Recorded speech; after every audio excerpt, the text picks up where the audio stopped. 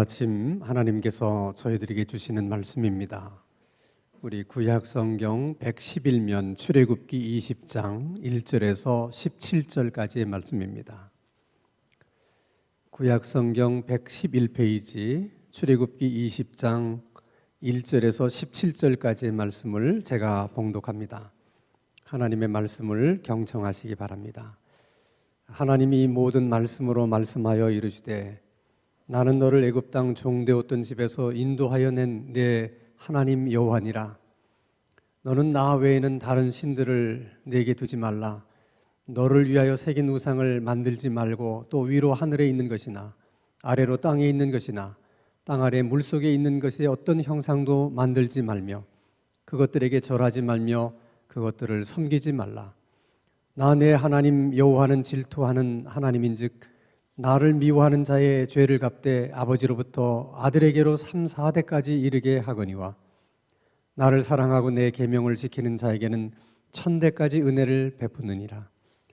너는 내 하나님 여호와의 이름을 망령되게 부르지 말라.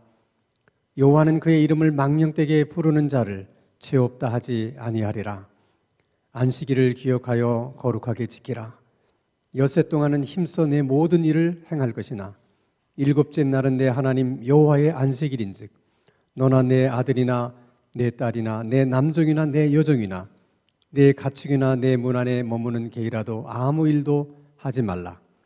이는 엿새 동안에 나 여호와가 하늘과 땅과 바다와 그 가운데 모든 것을 만들고 일곱째 날에 쉬었습니다. 그러므로 나 여호와가 안식일을 복되게 하여 그날을 거룩하게 하였느니라. 내 부모를 공경하라. 그리하면 내 하나님 여호와가 내게 준 땅에서 내 생명이 길리라. 살인하지 말라. 간음하지 말라. 도둑질하지 말라. 내 이웃에 대하여 거짓 증거하지 말라. 내 이웃의 집을 탐내지 말라. 내 이웃의 아내나 그의 남종이나 그의 여종이나 그의 소나 그의 낙이나 무릇 내 이웃의 소유를 탐내지 말라. 아멘. 우리가 성경을 읽다 보면 구약 성경에도 그리고 신약 성경에도 율법이라는 말이 생각보다 많이 나와요. 근데 정작 율법은 뭘 얘기하는 걸까 하고 궁금한 생각이 들 때가 많이 있습니다. 율법이라고 하는 것은 그 내용의 범위가 꽤 넓은 편입니다. 10계명도 율법이라고 말하고요. 하나님께 드리는 제사와 관련된 의식법도 율법이라고 말합니다. 그리고 이스라엘 백성들의 공동체가 지켜야 될 규범으로 하나님이 주신 오늘날로 말하면 형법, 또 민법, 또 이런 사회에 관련된 이런 사회법도 또 율법이라고 말합니다. 또 유대인들은 이런 율법을 근거해서 여러 가지 시행세칙들을 만들어 놓았는데 그 시행세칙들도 그들은 다 율법의 범주에 들어가는 것으로 생각을 합니다. 근데 이 많은 율법 중에서 그래도 가장 중요한 것은 10계명이에요. 그것을 우리가 어떻게 아느냐? 자, 하나님께서 제사와 관련된 법, 또 이스라엘 백성들이 지켜야 되는 그런 규범에 가까운 그런 율법들을 주실 때는 그냥 말씀으로 모세를 통해서 이스라엘 백성들에게 전해 주셨습니다. 근데 십계명은 하나님이 말씀으로 전해 주신 것이 아니라 하나님이 친히 2개의 돌판에다가 직접 하나님이 십계명의 내용을 적어서 그래서 모세를 통해서 이스라엘 백성들에게 주신 것입니다. 이 말로 하지 않고 글로 썼다.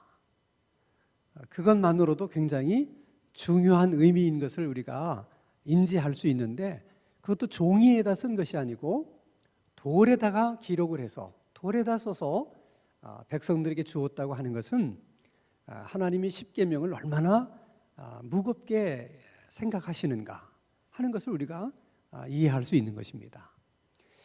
그것은 신약에 와서도 마찬가지예요. 신약성경 마가복음 10장에 보면 어떤 부자 청년이 예수님을 찾아와서 아주 중요한 질문을 합니다. 선한 선생님, 제가 어떻게 해야 영생을 얻을 수 있겠습니까? 이 질문에 대해서 예수님은 이렇게 답변을 하십니다. 자, 마가복음 10장 19절 같이 읽겠습니다. 시작. 내가 계명을 안 하니 살인하지 말라, 간음하지 말라, 도둑질하지 말라, 거짓 증언하지 말라, 속여 빼앗지 말라, 내 부모를 공경하라 하였느니라. 모든 내용이 십계명의 내용을 말씀하셨어요. 그러니까 예수님도 십계명을 굉장히 중요하게 생각하셨다는 것이죠. 자, 그러면 하나님도 예수님도 이처럼 중요하게 생각하는 십계명을 정작 우리들은 그처럼 중요한 것으로 여기지를 않는다는 거예요. 왜 그럴까? 하나님도 예수님도 그렇게 소중하게 여기는 십계명을 왜 하나님을 믿는 우리들은 그렇게 소중하고 중요한 것으로 여기지를 못하는 걸까? 그것은 십계명에 대한 어떤 오해, 편견이 있어서 그런 것 같아요. 자, 여러분, 십계명이라는 얘기를 들으면 제일 먼저 떠오르는 이미지가 뭡니까? 뭔가 규제하려고 하는 것 같고 뭔가 속박하려고 하는 것 같은 그런 생각이 제일 먼저 떠오르잖아요. 하나님이 우리를 규제하시려고, 우리를 속박하시려고 이거 지켜라, 그렇게 해서 주신 것처럼 그렇게 느껴지기 때문에 뭐 지키기는 하겠지만은 굉장히 부담스럽고 뭔가 가까이 하기에는 정말 마음에 큰 부담을 주는 그런 것을 우리들이 이해를 한다는 것입니다. 또 이스라엘 백성들처럼 십계명을 지키면 구원을 받을 수 있을 것이다, 그런 믿음을 가지고 그저 구원을 받기 위해서는 이 방법밖에 없으니까 십계명을 지켜야 된다, 십계명을 또 그렇게 이해를 하는 것입니다. 또 그중에는 우리가 십계명을 지켜야 된다는 것은 잘 알지만 다 인간이 연약한데 우리가 예수님 같다면 뭐 지킬 수 있겠지만 우리가 다 연약한 존재들인데 어떻게 십계명을 다 지킬 수 있겠느냐? 지킬 수 있다고 장담하는 사람 손 들어봐라. 아무도 없거든요. 그러니까 어차피 못 지킬 거라면 못 지키는 십계명이 뭐 우리들에게 무슨 그렇게 큰 의미가 있을 수 있겠냐? 그래서 별로 그렇게 이제 중요한 것이 아닌 것처럼 우리가 그렇게 대하려고 하는 것입니다. 또 그보다 더 심각한 경우는 예수님이 이 땅에 오셔서 십자가를 지시고 부활하시고 승천하심으로 율법을 완성하셨기 때문에 그 율법이 완성되기 전에 있었던 그 율법, 십계명은 구약 시대에나 의미가 있고 중요한 것이지, 이제 예수님으로 인해서 다 율법이 완성된 마당에 그 십계명이 뭐 그렇게 중요하고 의미가 있는 것이겠느냐, 또 이렇게 생각하시는 분들도 있다는 것입니다. 그럼 정말 그런 것일까? 그럼 우리가 이제 궁극적인 질문을 던지게 됩니다. 그렇다면 정말 하나님은 어떤 의도로 우리들에게 십계명을 주신 것일까? 다시 한번 우리 출애굽기 19장의 말씀을 보겠습니다. 같이 한번 읽겠습니다. 시작. 세계가 다 내게 속하였나니 너희가 내 말을 잘 듣고 내 언약을 지키면 너희는 모든 민족 중에서 내 소유가 되겠고 너희가 내게 대하여 제사장 나라가 되며 거룩한 백성이 되리라. 너는 이 말을 이스라엘 자손에게 전할지니라. 내 말을 잘 듣고 내 언약을 지키면 할 때 그 언약이 십계명이에요. 그것을 지키면 너희들은 내 소유가 되며 내 백성이 되고 또 제사장 나라가 될 것이다. 그 말을 이제 우리식으로 이해를 하고 해석을 하면 너희들이 애굽 땅에서 살 때는 바로의 종으로 살았고 바로의 노예로 살았지만 이제 하나님의 은혜를 구원받은 너희들은 더 이상 그런 관계로 삶을 살 필요가 없다. 하나님도 노아의 관계를 그렇게 주인과 종의 관계처럼, 주인과 노예의 관계처럼 그런 종속적인 관계로 너희들과 관계를 갖고 싶지 않다. 내가 아브라함에게 그랬던 것처럼, 내가 지금 모세에게 하는 것처럼 이렇게 너희들과 친구처럼, 더 나아가서 부부처럼 그런 인격적인 관계를 내가 갖고 싶고 그렇게 너희들하고 지내고 싶다. 그래서 십계명을 준다는 거예요. 자, 그러면 이 인격적인 관계라는 것이 뭔지를 우리가 이해를 하려면 인격적인 관계가 아닌 관계를 좀 생각해 보는 게 필요해요. 여러분, 세상에 많은 사람들이 저마다 종교가 있고 믿는 신들이 있어요. 그러나 그들이 믿는 종교나 신이 우리가 지금 얘기하는 것처럼 이렇게 인격적인 관계를 갖고 있느냐? 그렇지 않아요. 그런 종교나 그런 신앙은 거의 없습니다. 예를 들면 우리나라에서 가장 오래된 신앙이 샤머니즘, 무당 종교입니다. 자, 그 무당 종교에는 섬기는 신이 굉장히 많아요. 근데 그 신을 정작 섬기는 사람에게 당신이 섬기는 신이 어떤 신이냐고 물어보면 한 사람도 대답을 못합니다. 왜냐하면 자기가 믿는 신에 대해서 관심도 없고 더 알고 싶은 마음도 없기 때문에 그래요. 그것이 그들의 신앙에는 아무런 상관이 없는 거예요. 또 그들이 믿는 신도 마찬가지예요. 그들이 믿는 신은 자기를 믿는 그 무당 종교를 믿는 그 신자들에 대해서 별 관심이 없어요. 그래서 한마디도 이럴 때는 뭐 이렇게 해야 된다든지 뭐 이건 하지 말라든지 요구하는 것이 아무것도 없습니다. 자, 단지 그들은 신이 좋아하는 재물을 놓고 그다음에 정성을 다해서 비는 거예요. 그 비는 내용은 우리 가정을 재앙으로부터 보호해 주십시오. 그리고 우리 가족에게 복을 주십시오. 그거예요. 그러면 그 신은 그 재물과 그가 비는 정성을 갸륵하게 여겨서 그걸 받으면 재앙으로부터 그를 지켜주고 또 복을 주고 그게 전부예요. 그리고 나서 뭐 이렇게 해라 저렇게 하라 아무 말이 없어요. 그러니까 이것은 어떻게 보면 재물과 정성을 놓고 그 신과 비는 사람 상호 간에 일종의 거래예요, 거래. 그런 관계예요. 거래 관계에 무슨 인격적인 이런 걸 생각할 수 있겠습니까? 주고 받으면 끝나는 거예요. 그리고 더 이상은 간섭하지 않는 거예요. 그래서 우리 체질에는 하나님보다는 뭐가 더 맞아요? 샤머니즘이 더 맞는 거예요. 주고받고 끝내자는 거야. 간섭하지 말고 이래라 저래라 그러지 말고 얼마나 편하겠어요. 근데 우리 하나님은 살아계신 하나님이기 때문에 그럴 수가 없는 거예요.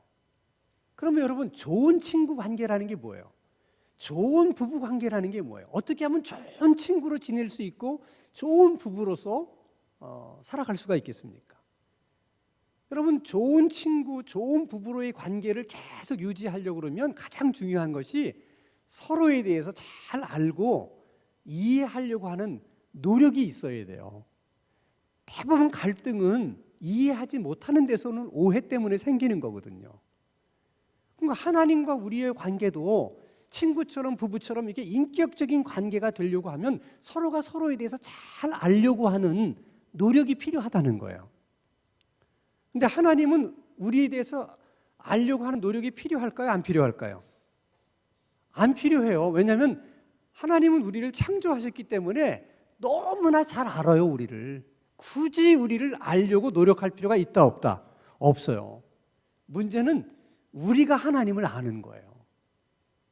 그런데 중요한 것은 하나님은 내가 무슨 연구를 하고 공부를 해서 알 수 있는 분이 아니에요.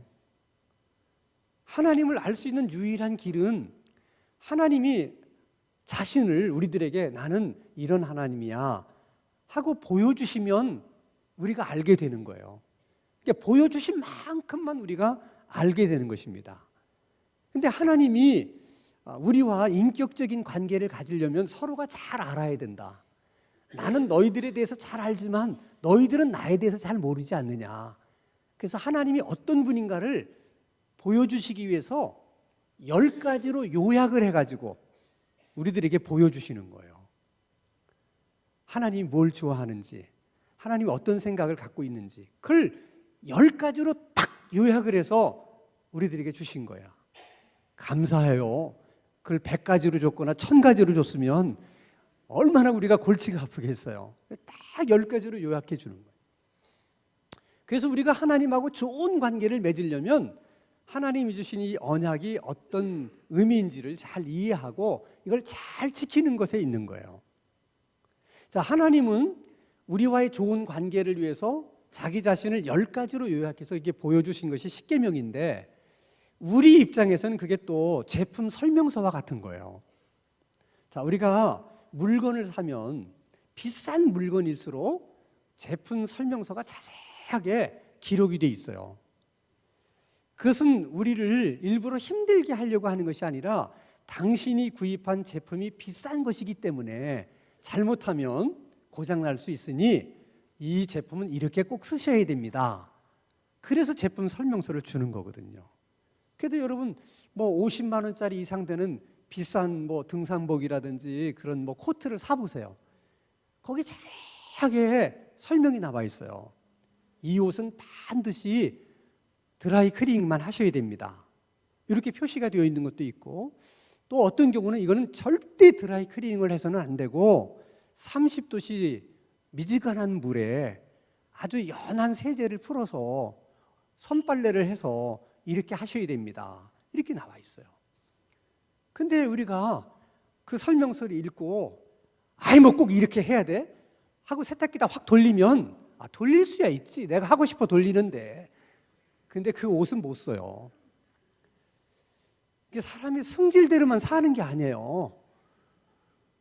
하나님이 우리에게 십계명을 준 것은 그렇게 살아야지 너희들이 행복한 사람이 될 수 있고 행복한 삶을 살아갈 수 있다. 그래서 우리들에게 주신 거라니까요.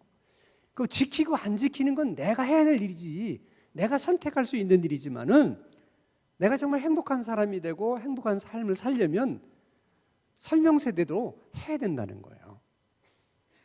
자, 그러면 십계명을 설명하면 10시간에도 다 설명할 수 있지만 아주 간단하게 설명하면 이런 내용이에요. 자, 1계명, 나 외에 다른 신을 내게 두지 말라는 거예요. 그러면 정말 하나님 외에 다른 신이 있는 것일까? 없습니다. 사실 세상에는 신은 하나님밖에는 안 계세요. 근데 왜 하나님이 그렇게 말씀하시는가? 신은 하나님밖에 안 계시는데 인간들이 자꾸 하나님을 대신해서 하나님처럼 생각하는, 그리고 믿고 의지하려고 하는 대상을 끊임없이 만들어낸다는 거예요. 그래서 하나님이 그걸 다른 신이라고 얘기하는 거예요. 사실 하나님을 대신할 수 있는 게 아무것도 없는데 인간들이 그렇게 하는 거예요. 그래서 하나님을 대신해서 어떤 사람은 돈을, 하나님을 대신해서 어떤 사람은 자식을, 하나님을 대신해서 어떤 권력을, 그것들이 나를 지켜주고 그것들이 나를 행복하게 해줄 것이라고 믿는 것이죠. 그런 대상이 다 하나님이 말씀하시는 다른 신들이에요. 그런 대상을 만들지 말라는 거야. 왜? 그것들이 너희를 구원한 것이 아니고, 그리고 그것들이 너희들을 지켜주고 보호해 주는 것이 아니기 때문이라는 거야. 그래서 그렇게 하지 말라는 거야. 두 번째 계명은 너 자신을 위해서 새긴 우상을 만들지 말고 어떤 형상이든 만들고 절하지 말라는 거예요. 그러니까 우리들이 생각하는 하나님을 대신하는 다른 품목, 그 다른 신들을 어떤 형상으로 만들어내면 그게 우상이에요. 그러니까 모든 우상은 형상이 있어요. 형상이 없는 우상이 없어요. 사람이 어떤 신을 믿든 자기가 믿는 신을 어떤 형상으로 만들어낼 때 그것이 우상이 되는 거예요. 근데 하나님은 뭘 염려하시냐면 사람들이 자기 자신을 위해서 뭔가 이렇게 형상을 만들고 싶어 하는 것을 잘 알기 때문에 혹시 하나님조차 하나님도 뭔가 이렇게 형상으로 만들어낼까 봐 그것을 금하는 거예요. 보이지 않는 우리 하나님을 뭐 이렇게 만들어 놓고 이게 하나님이다 그러면 그 순간 하나님은 우상이 되시는 거예요. 그래서 하나님과 우리와의 관계가 인격적인 관계가 되는 것이 아니고 무당 종교에서처럼 이렇게 정말 인격적인 관계가 아닌 그런 관계가 된다는 거죠. 그게 굉장히 위험한 거예요. 또 하나님은 너 자신을 위해서 우상을 만들지 말라 하는 것은 누구를 위해서? 자기 자신을 위해서 만드는 거거든요. 그런 속성이 우리들에게 있다는 걸 아세요. 끊임없이 그러고 싶은 거야. 근데 놀라운 것은 여러분, 이것은 뭐 교회 다니지 않는 사람들의 얘기고 믿지 않는 사람들의 얘기지. 우리들이야 다 하나님을 믿는데 뭐 그거 우리가 우상을 만들 일이 뭐가 있어. 그렇게 생각할 수도 있겠지만은 그렇지 않아요. 우리가 보이는 형상, 그런 우상은 만들지 않더라도 그 마음은 여전히 우리 안에 있어요. 나를 위해서 우상을 만들고 싶은 그 욕망.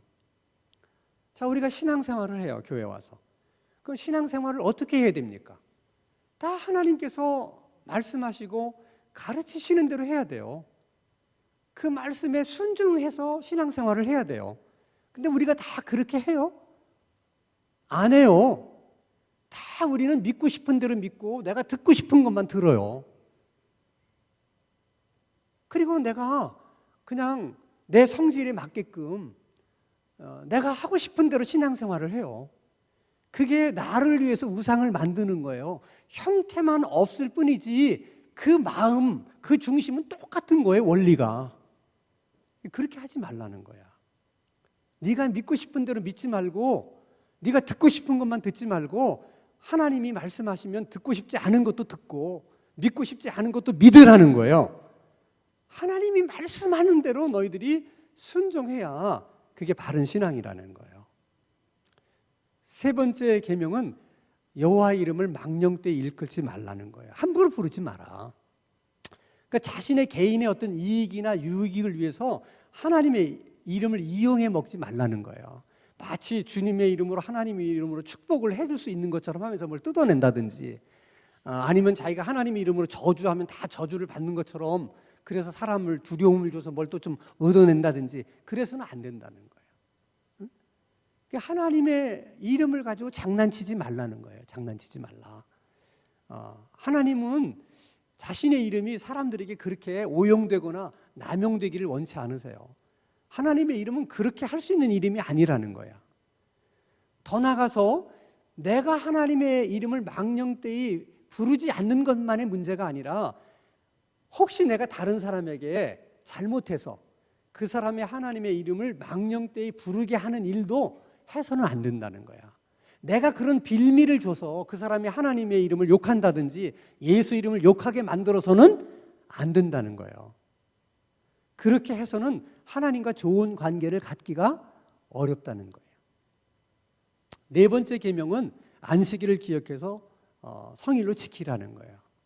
안식일을 지키라고 하는 중요한 개념은 일주일에 하루는 일하지 말고 쉬라는 거예요. 왜? 너희들은 애굽에서 살 때처럼 바로의 노예가 아니라는 거야. 일의 노예가 아니라는 거야. 하나님의 백성들은 그 어떤 것에도 매여서 노예가 돼서는 안 된다는 거야. 아무리 일이 중요해도 일의 노예가 돼서는 안 된다는 거야.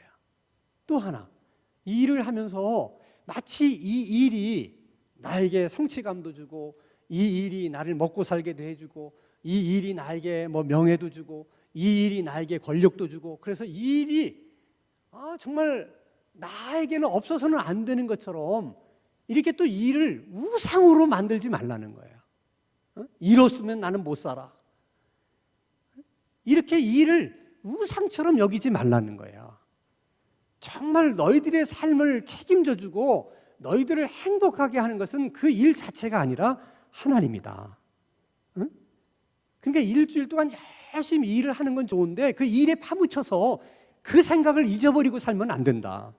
그러니까 일주일에 하루라도 다 내려놓고 일의 노예로부터 자유롭고 우상으로부터 일의 우상으로부터 자유하고 하나님만이 내 인생을 책임져 주시는 분이구나 하는 생각을 하면서 하루를 보내라는 거예요. 그래야 하나님과 좋은 관계를 가질 수 있다는 거예요. 그리고 5번째 계명이 부모를 공경하라 하는 거예요. 마가복음 12장에 보면 어떤 율법학자가 예수님에게 찾아와서 또 질문을 해요. 10계명 가운데 어떤 계명이 가장 으뜸되는 계명이고 첫 번째 되는 계명입니까? 그 질문에 대해서 예수님이 이렇게 답변을 하십니다. 마가복음 12장 30절 31절 같이 읽습니다. 시작. 내 마음을 다하고 목숨을 다하고 뜻을 다하고 힘을 다하여 주 너희 하나님을 사랑하라 하신 것이요 둘째는 이것이니 내 이웃을 내 자신과 같이 사랑하라 하신 것이라. 이보다 더 큰 계명은 없느니라. 10가지 계명 중에 어떤 계명이 제일 으뜸이 되는 계명입니까? 물었을 때 예수님은 10가지 계명을 2가지로 또 요약을 하세요. 하나님 사랑하고 이웃을 사랑하라. 그래서 1계명부터 4계명은 그 계명을 지킴으로 하나님 사랑하게 되는 것이고 5번째 계명부터 10째 계명을 지킴으로 우리가 이웃을 사랑하게 되는 것이다. 그렇게 말씀하시는 거예요. 근데 그 이웃을 사랑한다고 하는 그 계명 가운데 첫 번째가 부모를 공경하는 거예요. 왜 5번째 부모 공경 계명을 넣었을까? 이건 다분히 의도적인 것입니다. 그러니까 우리가 사랑해야 될 이웃 가운데 가장 가까운 이웃이 누구냐? 부모라는 거예요. 가장 가까운 부모를 사랑할 수 있어야 다른 이웃들도 사랑할 수 있다는 것입니다. 그리고 부모를 공경하라 할 때 공경이라고 하는 것은 무겁다는 의미를 갖고 있어요. 그걸 우리식으로 얘기하면 부모를 있으나 마나한 사람처럼 그래서 별 볼 일이 없는 사람처럼 대하지 말라는 거예요.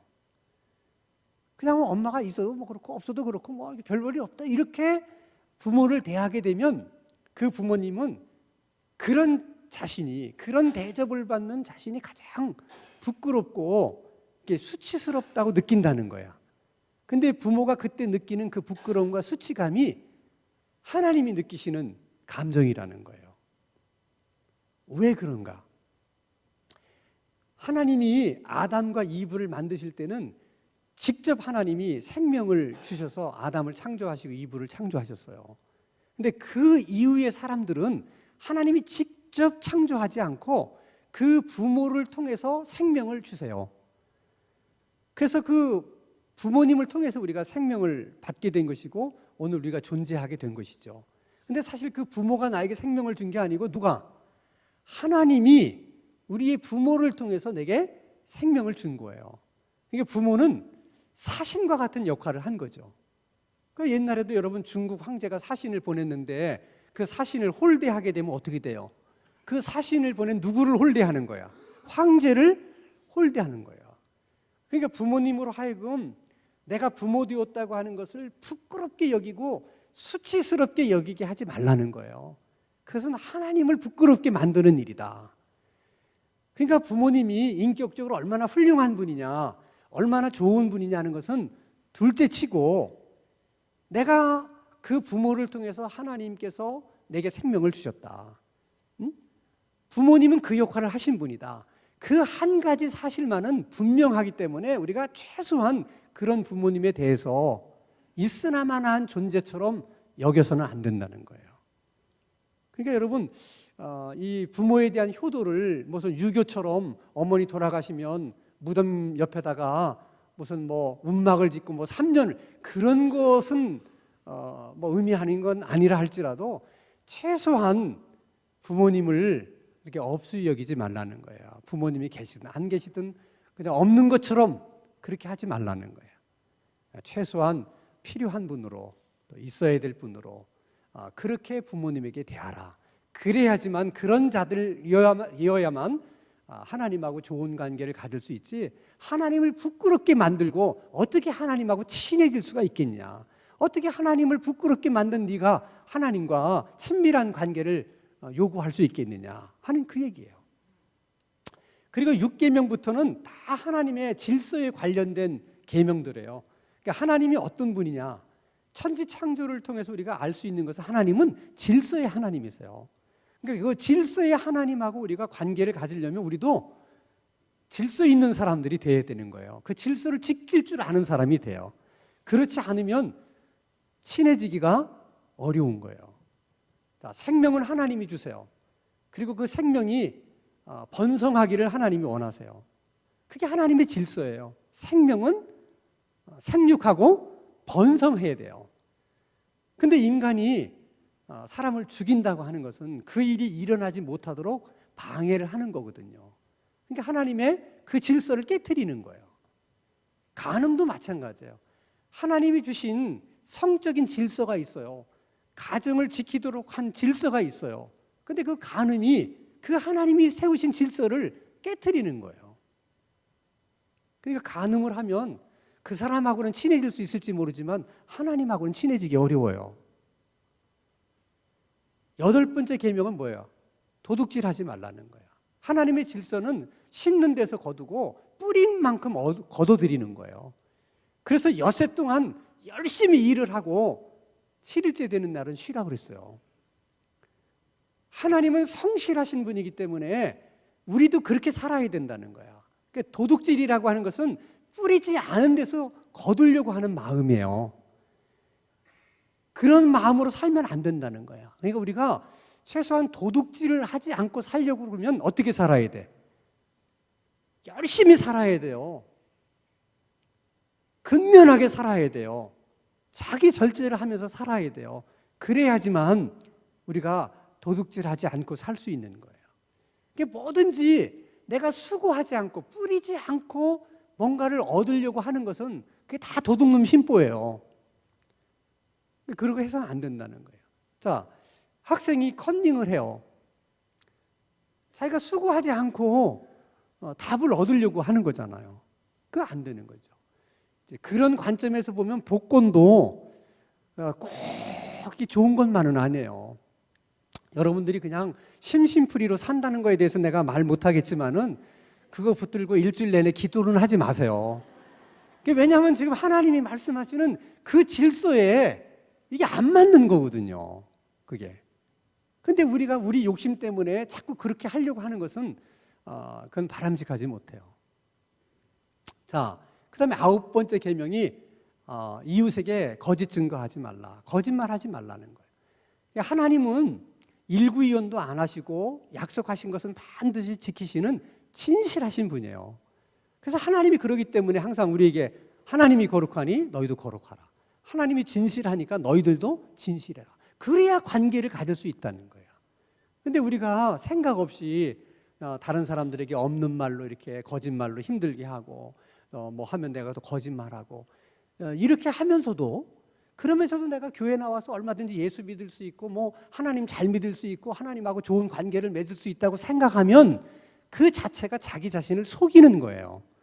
그것을 두고 하나님은 하나님을 없이 여긴다.